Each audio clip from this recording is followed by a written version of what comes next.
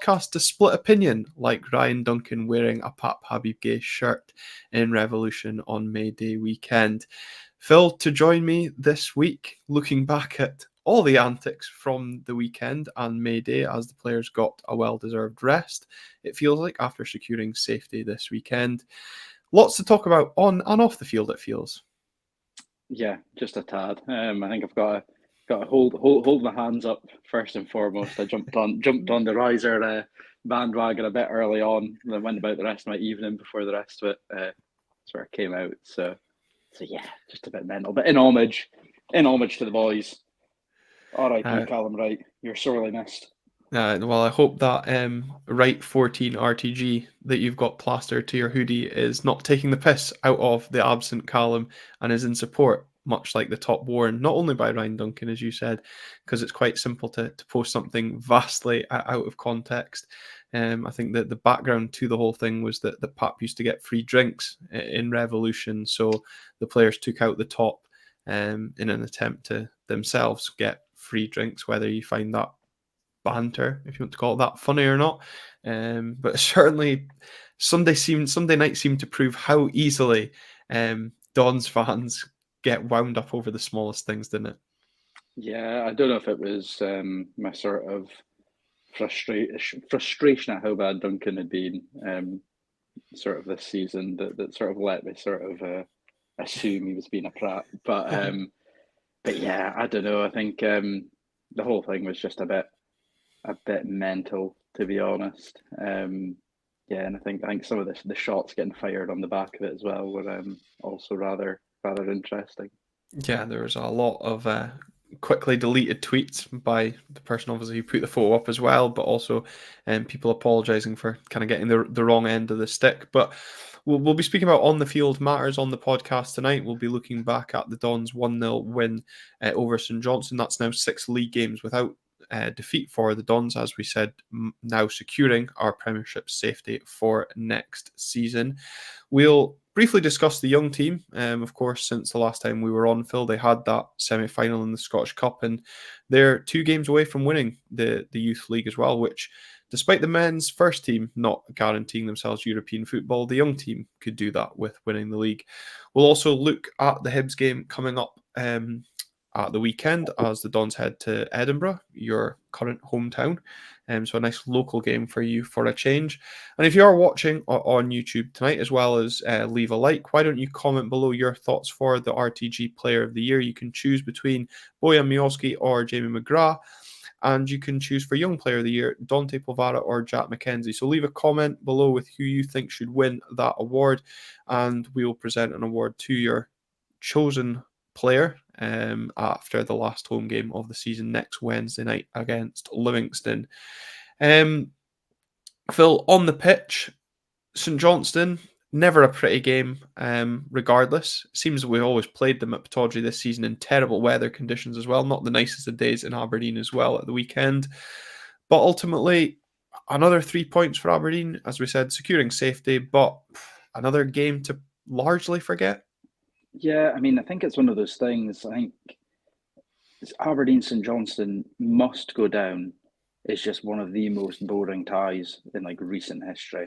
I think I don't know what it is about playing St Johnstone that everything just seems to go sort of out the window in terms of entertainment. But no, like you say, it was another big 3 points, another clean sheet as well, which we spoke about last time how important sort of having that defensive solidity is. But yeah, much like yourself, I think I consumed a few pies to try and bring a bit of joy back to what was a rather dull afternoon.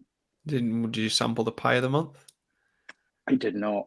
I did Oh. not. It was just a couple of Todders pies for me. Oh, you're letting Callum down. The pie I reviews know. are slipping. You mentioned the defensive solidity. Of course, the win at the weekend saw that become our 5th clean sheet in that 6 without defeat, and we're the first team outside of Celtic to have 4 clean sheets in a row. Which, if that stat doesn't sum up our season, I don't know what does. Yeah, I think it's just mental when you think of it. Really, that a team that's been as poor of us as we have this season can sort of be in the same sentence as a Celtic team, which is Yeah. being pretty consistently good. But I think it's kind of testament to how good sort of Peter Leven's been, especially in this sort of his second stint as interim this season. Mm-hmm. I think especially like listening to sort of Clarkson's interview as well. I think just hearing how dedicated he is, and how detail orientated and how passionate he is about getting the best out of all the players. Yeah, I think the wonders he seems to have worked with that back line's really commendable. Absolutely, and I think it's just a shame these clean sheets have almost come too late Yeah. in the season to affect where we may have come or where we may have been had we managed to sort that defensive solidity as you reference it earlier in the season. Testament to Peter Leven, absolutely. But of course, we've got to remember that this game at the weekend, Peter Leven was not at Aptodry following an emergency rush to hospital. So, of course, as we did at the weekend, wish Peter the best in his recovery and hope that everything's going well in that, and just kind of shows the significance, of football. Some things get put into perspective. But another kind of roller coaster in the season that's been Aberdeen Football Club this season, with yet another, manager in inverted commas finding themselves in the dugout. And what a week for Scott Anderson stepping up, leaving the under-18s in the capable hands of Stuart Duff pre-match against Queen's Park to fully focus on the game against St Johnstone.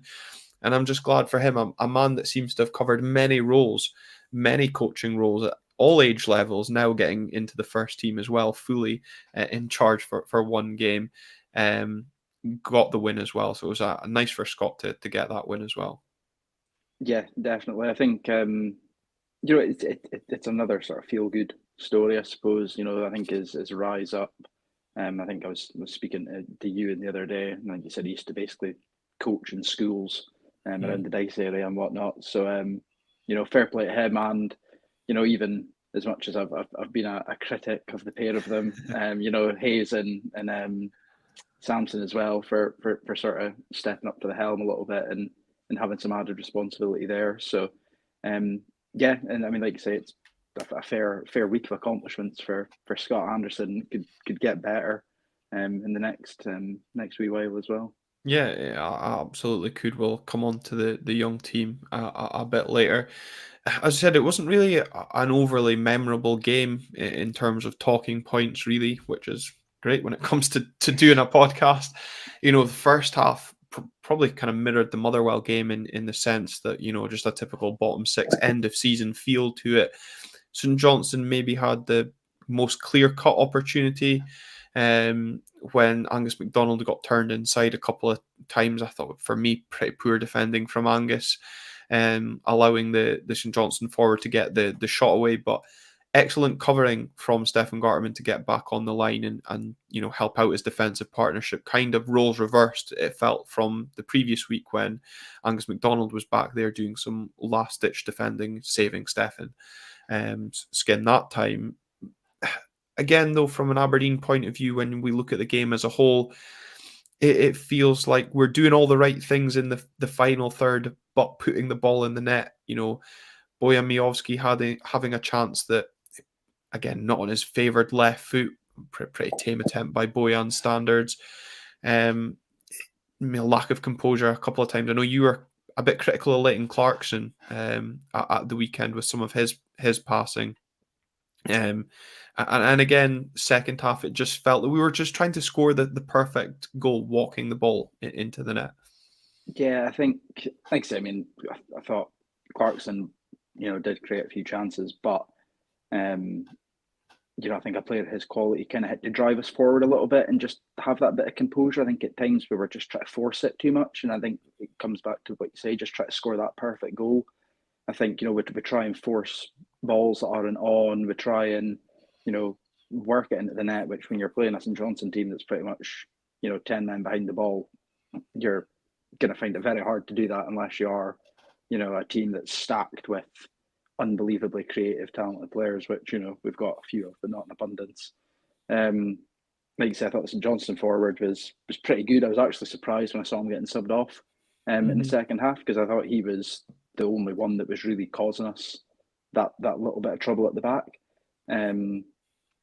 Yeah, I think the only moment that really stands out from the first half for me is the free kick from Hoylett, Yeah. really.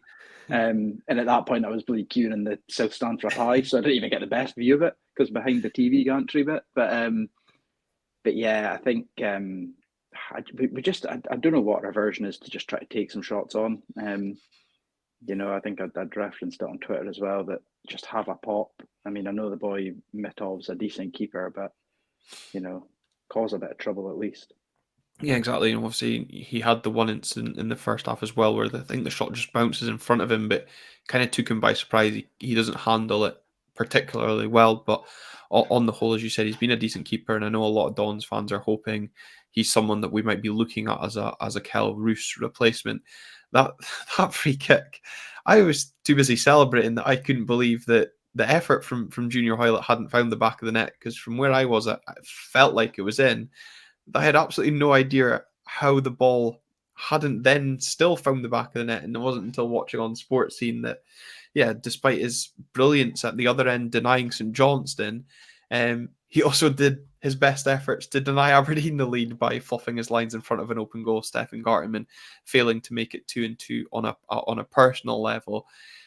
Just thankfully, obviously, not coming back to cost us overall, and we do still go on to win the game.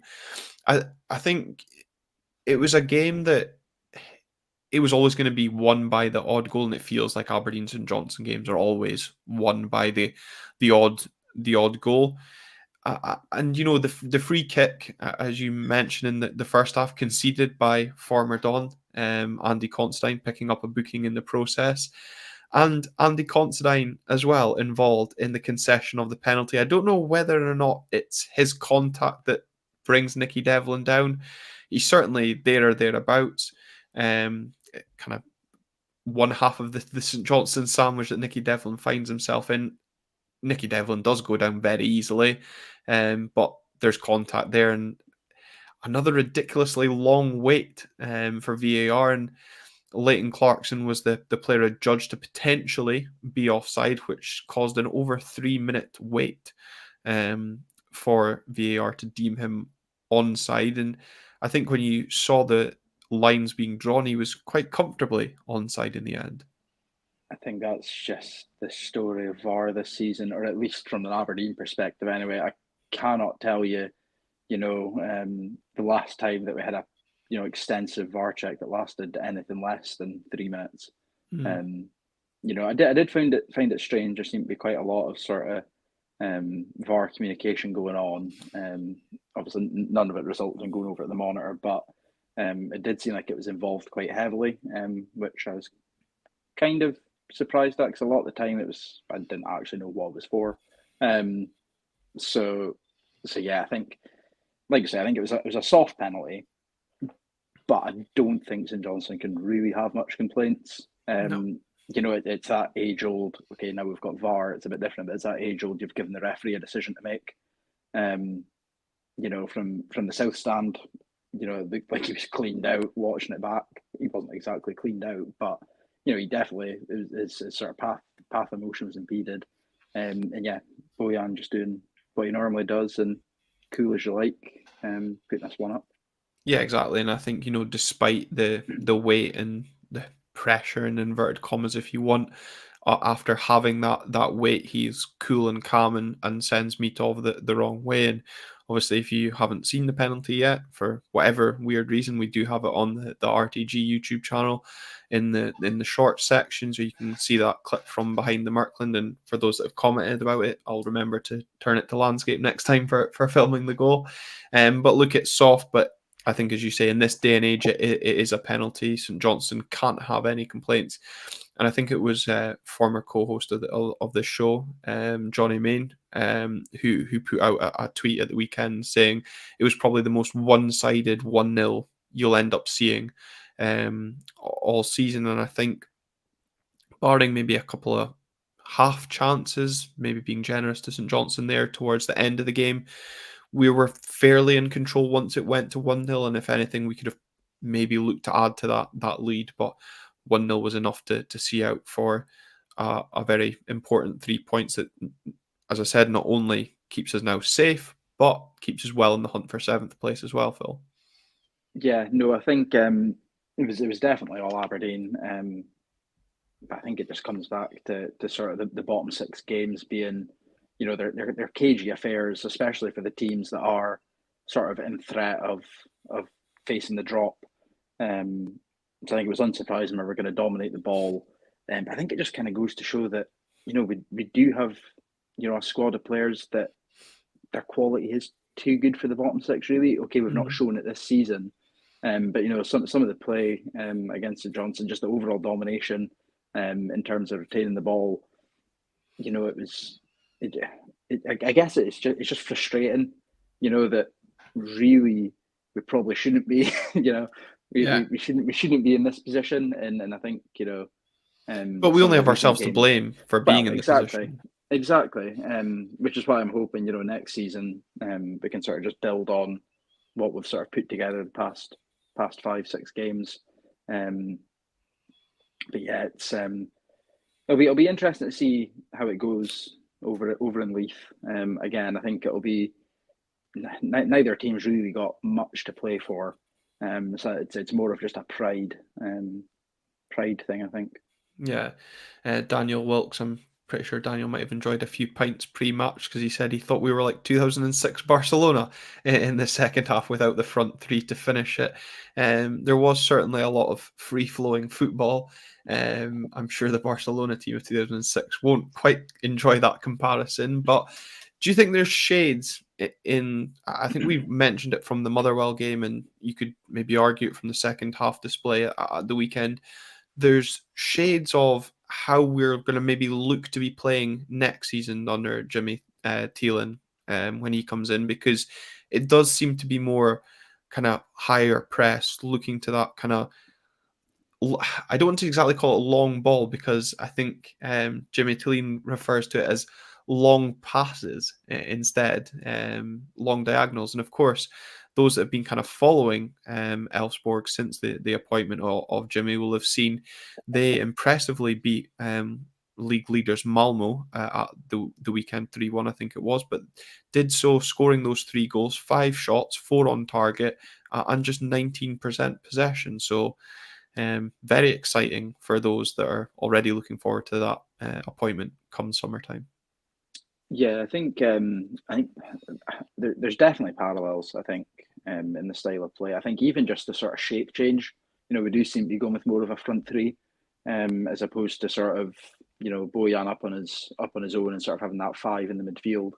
And like you said, I think just the way we are playing, there's a difference between a hoof and a pass with purpose. So I say we're hitting long passes with purpose. But yeah, I think just the fact that we're actually getting the ball wide, we're causing a bit more danger in those positions, which is something we never really did at the start of the season. It could be argued it was maybe the lack of quality we had out wide, and we're just a very narrow team. But no, I'm thinking there's something in the background that's probably shaping it. Whether Leven and Thielen sort of got a similar style, and they're probably pretty close in age, so they might have the same sort of philosophy. You notice it normally goes in sort of generations. So no, I think it'll be exciting to see, not only how we play, but sort of how the core of players that you would like to think are staying at the club are going to adapt to that as well. Yeah. And one final point from the weekend, another kind of steadily impressive performance from Junior Hoylett, whilst it's, I think, quite clear that, his legs aren't all there in terms of tracking back. We discussed it last week. Sam Gordon saying that he surely has to stay. For those that don't have Twitter, or X as it's now known, if you do have it, go into Junior Hoylett's page and look at his liked tweets. For those of a certain persuasion, like Callum, who get giddy over the slightest bit of transfer news, will probably read way too much into his liked tweets about signing a contract, staying for one more year, yada, yada, yada. But Duff Bob saying, isn't he too slow for Jimmy? But I think, we've discussed it plenty enough about the experience and what he could bring. I think, again, at the weekend, some of the quality of the deliveries into the box just further emphasise it would be a good signing to have, even if it is just a 1 year extension. Yeah, I mean, even if you're looking at the fact of, it seems like Elfsborg like to play a lot of long diagonals, sort of out to their wide players to then get into the box. There's no one better currently in the team to get into the box than Junior Hoylett. I think he's got an absolute pearl of a right foot.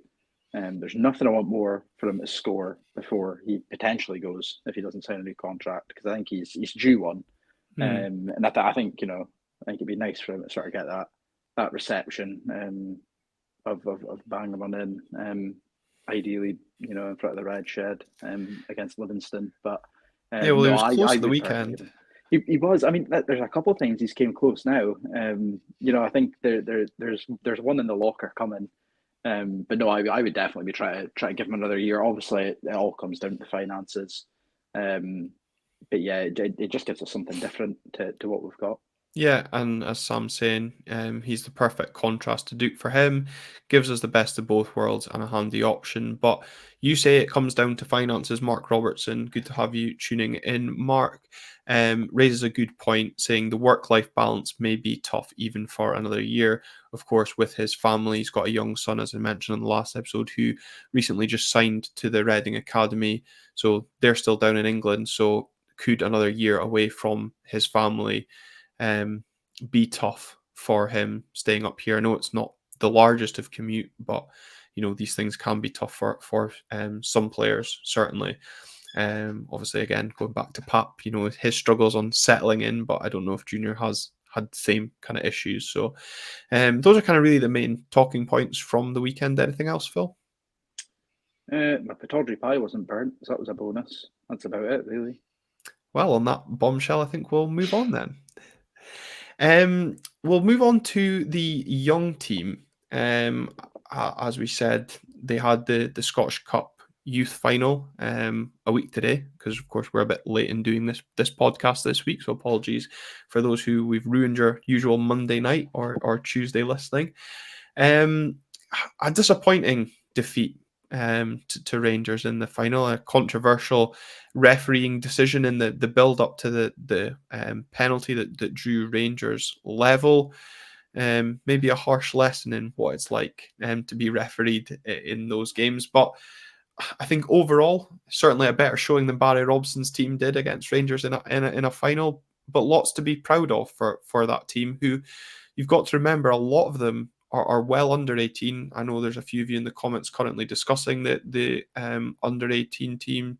Obviously, Fletcher Boyd, only 15. Lewis Carroll of similar age as well. He started at centre back. But a few impressive performances from some of that young team in that final. Yeah, definitely. There's some really exciting players. Hopefully, if we can get them tied down and give them a clear path, through towards the first team, and we'll be seeing a few of them for some years to come. But no, I think they've done themselves proud, really.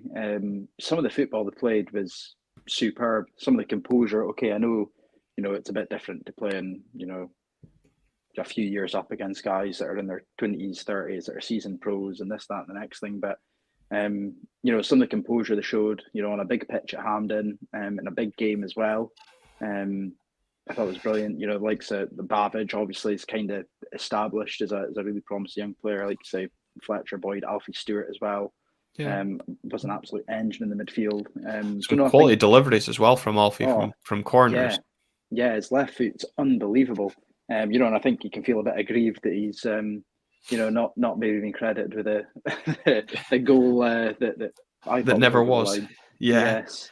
But no, I thought he was really played really well, and like you said, I think the referees had a bit of a howler and not giving the foul in the build up to the penalty. Yeah, and I know I got a bit of maybe stick for saying, if you're being really critical, that obviously the two chances Alfie Babbage has, you'd maybe expect him to score 2 stunning saves from the Rangers goalkeeper to deny Alfie on both occasions, and take nothing away from the goalkeeper. But my point kind of around that was more that had that been Bojan Miovski in that situation against Jack Butland, you're expecting Bojan to score 9 times out of 10 with those chances. And there's been a lot of clamour from certain sections of the Aberdeen support to see Alfie Babbage given a chance in the first team. Now, if Alfie makes it into the first team for a game towards the end of the season or into next season and has those opportunities and was in the same vein where he doesn't find the back of the net, there's going to be a lot more people with the same opinion saying he should be scoring because the pressure comes. So it was kind of more on that sense where you're expecting a striker to score in that situation rather than the keeper to pull off a wonder save. But it just wasn't to be for Alfie Babbage on the night. The other player that really impressed me was the young guy Wilson, the right back. A couple of really good blocks in the first half, especially. I thought the defense really kind of stood up, especially in that first half where we were not amazing. I think Scott Anderson said maybe the occasion, and maybe things didn't go quite according to plan, but certainly played better than Richard Foster was giving us credit for on co-commentary. Yeah, definitely. I thought it was so difficult not to mute the TV because Richard Foster was just absolute drivel. But I know, like same as you, I thought Wilson was good at right back, but I also really liked Hamilton at left back. I thought he again, there's probably shades of a younger Johnny Hayes there in terms of just the absolute engine on him. He was up and down, even well into the added time at the end of the game. He was still getting up and down and throwing himself at everything and having a decent delivery into the box. So there's definitely shades of Johnny Hayes with some of that deliveries because not all of them were. Well, no, not all of them were great, but no, I thought I thought they made a really good account of themselves. Like I say, I know it's probably sore for them to take because they had the chances. But yeah, I don't think any of them should have been coming back up the road, sort of feeling too bad about the shift they put in. No, absolutely, and it was good to see some of the first team players in attendance at the final, supporting them. So Graham Shinney was there, Connor Barron, who's also been nominated for the Scottish Writers Association Young Player of the Year. So congratulations to Connor on that. But the young team, of course, as we said, had to kind of bounce back from the disappointment of their cup final defeat. They played Queen's Park on Saturday lunchtime and came from behind at half-time to win that game 3-2, and then came from behind as well the other night against Celtic to win 3-2. And that, coupled with a Rangers victory over Kilmarnock, means the young team now lead the division on 58 points, having played a game less than Kilmarnock. So this Friday night, the Dons head to Rangers. The kind of still some confusion where that game might be played, but they're usually played at Rangers' training ground. So the Dons could get revenge on the Youth Cup final and go on to beat to win the league, I should say, and that would be, I'm sure, extra sweet winning the league at Rangers. If they don't do that on Friday night, then it will be Monday when they host Celtic. So a really tricky finish to the league, playing Celtic Rangers, then Celtic again. So they're at home to Celtic whilst Kilmarnock travel to Hamilton. Obviously, we've got the game on Wednesday night against Livingston, but if it was in the Aberdeen's hands to win the league on Monday night, it'd be great to move that game to Pittodrie, wouldn't it, and give the young team a bit of a crowd to see them over the line. Yeah, definitely. I think the club's not done a great job, really. I think at sort of broadcasting a lot of the youth stuff. I think the website's often tricky to navigate and this, that, and the next thing. So it would be nice to maybe see this as a turning point to put in a little bit more time into sort of publicising the youth team's efforts. So no, definitely, I think if there was the chance to have it played at Pittodrie, it would be I would definitely go along. It would be something to go and see. Yeah. I think it'd probably give them a little boost as well. And probably help them when they do get to 17, 18 and they're out in town and can drop the "I scored the winning goal" at Pittodrie, by the way. Yeah, and I mean, look, nothing against the women's team, but the club have done a lot to promote the women's team, and obviously they've had the experiences at Pittodrie in recent times. I know they had the kind of Aberdeenshire Shield, well, only against Fraserburgh, this season opportunity then, but for the promotion that the women's team get, it would also be nice to see the young team get similar promotion from the club's kind of main social media accounts, because these guys have got the opportunity to go on and win the league, and obviously has been kind of mentioned, they're an extremely young side as well, so kind of even more impressive. I think I don't know if it was Lewis Carroll's dad that had mentioned the fact that this team also went unbeaten when they won the under-16s league. So we do have some seriously impressive players in the youth setup, and kind of bodes well for the future. And again, we've got a manager coming in that looks to develop and integrate young talent. So exciting things hopefully to come in the future. Absolutely, and I mean, like you say, I mean, I think the sort of the efforts that have been made to sort of get some of the women's games played at Pittodrie, and sort of really a push to try and get more supporters into their games, even up at Balmoral, it's just done a world of wonders, I think, for them. The crowds that are attending the women's games now are, really, quite sizable and quite loyal and supportive. A lot of people that go along to them, and I think that's helped on the pitch as well. Obviously the jump to going full time has assisted that too, but I think just feeling valued and having that little bit of extra support from it, but at the end of the day, your employer is really going to sort of help perk you up in your performances.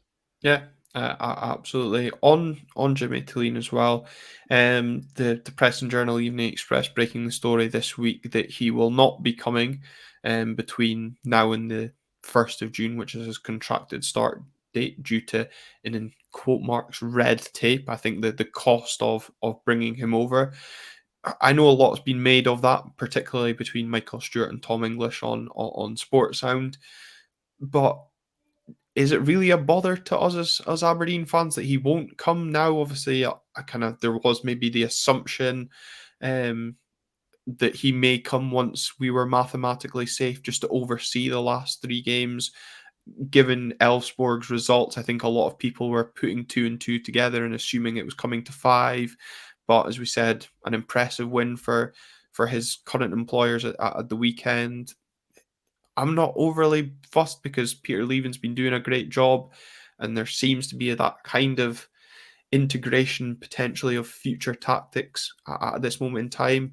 And I'm sure he's well adverse to watching or analysing our games at present ahead of next season. Yeah, I mean, well, for starters, Michael Stewart and Tom English's opinions aren't ones I'd really be taking much notice of. They're a pair of balloons, but Well, I see you're much politer this time in case your mum's tuning in after your opinions last yeah. Sorry, mother. Not sorry to Tom English.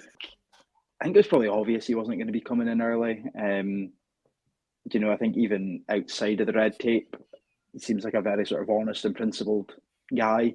And I think, if he'd said to Elfsborg and to the players and to the board and whatnot that he wasn't going to go before June, I didn't really see there being any chance that he was going to go before June, regardless of results. And also, the fact they're relying on another manager coming in from another club. There's just too many pillars that's got to be sort of cracked down before he comes over. But like I say, I think Leven's done a good job. There's, I'm sure the club's hooked up Jimmy with a free Red TV International subscription to keep on top of things. So no, I think there's going to be a crossover period, and the fact that Leven's staying as part of the coaching team as well. It's not going to be totally outlandish that he's incorporating some of his future colleagues' tactics potentially. Yeah, and it was also been nice for Peter to get the acclaim of the crowd a week today for the kind of thanks that he deserves for steadying the ship and the impressive turnaround defensively and steering us to kind of some sort of credibility as the season comes to a close. But the battle for 7th place is still on, given the fact that Hibs chucked their lead against Ross County at the weekend. the weekend's game is an interesting one, Phil, because we spoke about last week. Once we were safe, whether we would look to rest players, integrate young players into the team, maybe look to give fringe players more minutes. But with seventh still being up for grabs after the defeat for Hibernian last weekend, does finishing seventh carry a lot of significance for you? Do you think it carries a lot of significance for us as a support? Because for me, the only other kind of thing I can see is the financial benefit, of course, of finishing seventh compared to eighth. I'm not sure exactly how much money it is. I'm sure someone can tell us in the comments live. But is it important to you seeing us beat Hibs this weekend because of that seventh place? I think it's more important because it is Hibs. Yeah. I think if it had been another team, it would have still been important, but probably not as much. I do enjoy an opportunity to get one up Hibs. So yeah, I think you can only play who's in front of you. It's been a pretty shocking season. I think to try and finish off on as much of a high as we can, and finish as high as we're going to be able to in this situation in the split. Yeah. I think, yeah, I would enjoy it. I would enjoy it. Even if it's only about a 20 grand difference in prize money, I would enjoy it.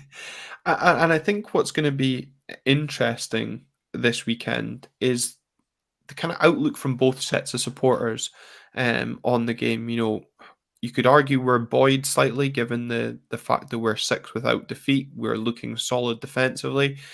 And Hibs kind of come into this game with a lot of uncertainty hanging over them.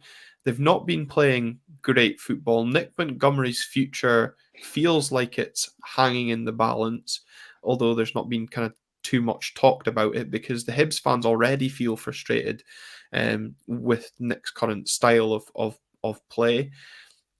Both sets of fans, you could argue, will be apathetic towards the game, but as we said, it's a game that carries bragging rights for sets of supporters, but financial reward for the club that can go on to secure seventh. Do you think it'll have a strange atmosphere this weekend? I think it will. I think, like you say, seeing that video from Dingwall of Nick Montgomery and some of the players over at the Hibs fans was, we've been in that position, a few times, unfortunately. It was quite nice seeing somebody else in that position. But no, I think, it's a weird one because it's got the potential to be a really dull atmosphere where nobody's really that interested. But it's also got the potential to be quite a hotbed, I think. And I think team selection will kind of come into that as well. It's two strong teams that are going out to really try and take a hold of seventh. And there's some big challenges going in. The pressure maybe builds on Hibs. There's a chance the atmosphere could get quite tasty, I think.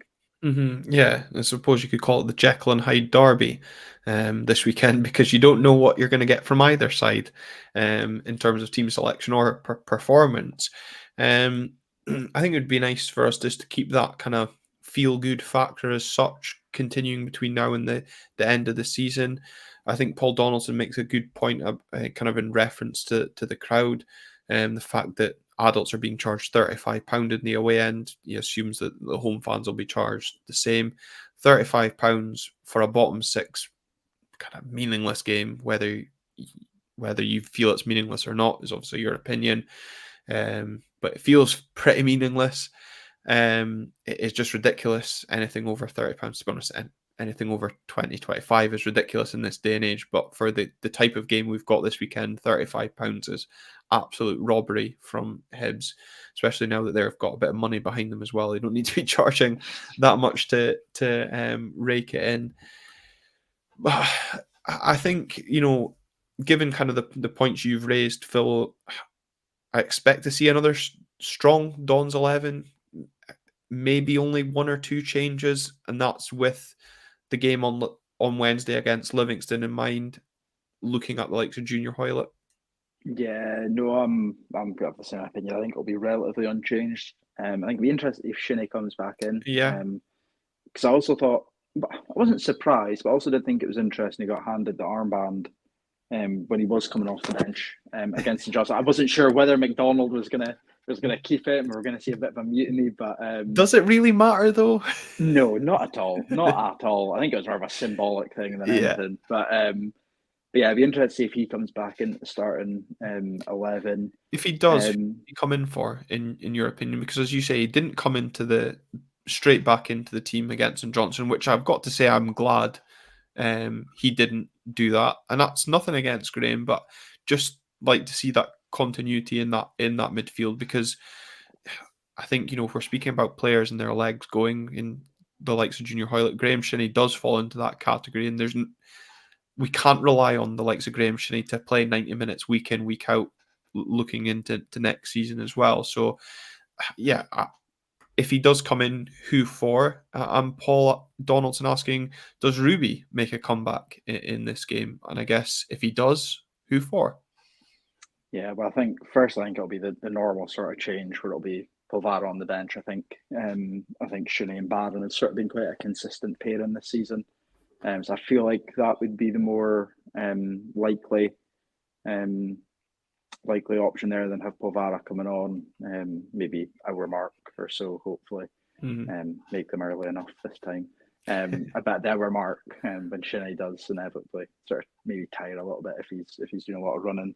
And no, that was. I mean, I was going to mention that. Whether you thought Ruby was going to maybe come back in, but I don't know, because I don't actually know how intense his training's been. So it's a case of fitness, but also, has his training been intense enough to sort of test the knee and make sure, it's not going to immediately go the second he gets into sort of a full paced match.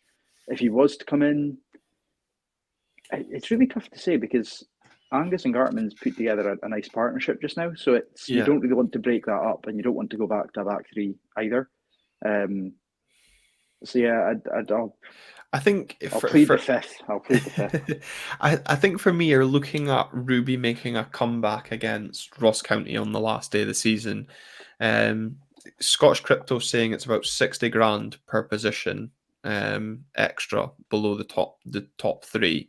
So if the club are, determined to finish seventh and get that extra 60 grand, as Scottish Crypto refers to, then you've got to be doing all you can to finish seventh, and you've got to then be looking at playing your strongest team. And right now, that strongest team, surprisingly for some, I'm sure you wouldn't be saying this in the middle of March, is Stefan Gartman and Angus MacDonald in the centre of your defence. Sam saying that Stefan was his man of the match against St Johnstone. I think Angus was man of the match in a game prior. So both those players really standing out after really struggling for parts earlier this season. Stefan in terms of performance, Angus in terms of just getting into the team.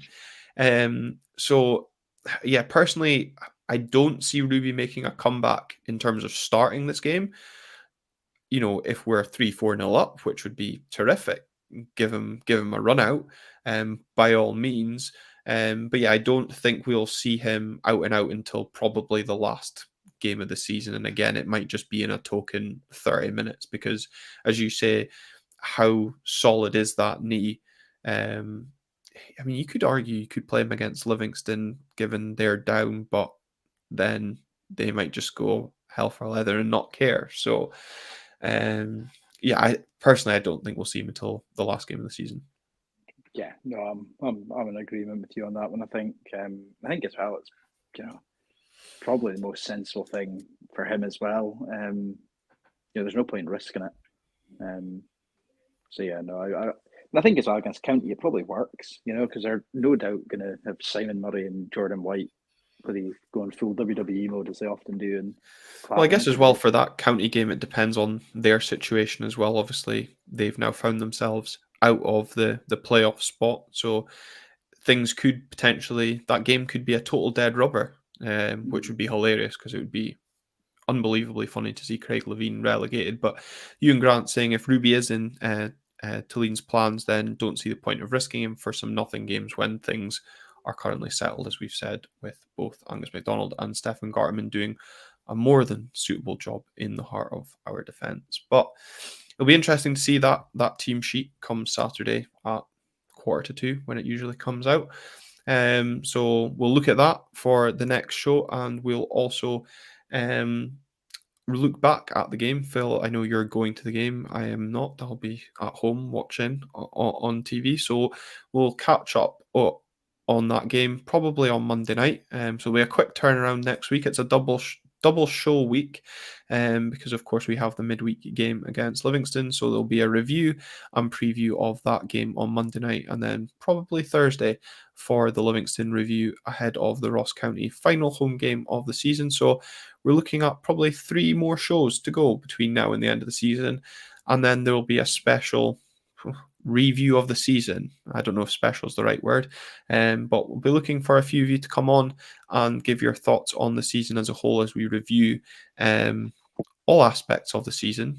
Probably fill a good half hour just speaking about the manager's position for that. So few of you have mentioned wanting to come on and give your thoughts on the podcast. If you want to be part of that review show, give us a message. It'll be good to get some different opinions on. No offense, Phil. That's all right. But just different points of view, because I know some people like to hear different people's thoughts on these sorts of things. But thanks as always, Phil, for your contributions to the show tonight, and I look forward to catching up with you next week as well. Yeah, no, thank you for having me on, and yeah, I'm sure that'll be hopefully a positive one. I'm sure it will be, he says, hopefully. Thank you very much to everyone that has tuned into the show tonight. Remember, if you have been watching on YouTube, leave a like, leave a comment with your thoughts as well. If you've been listening on audio, remember to follow us, subscribe where you're listening with notifications on so you're notified of the latest episode. And why not leave a review as well? Until next time, thanks for tuning in.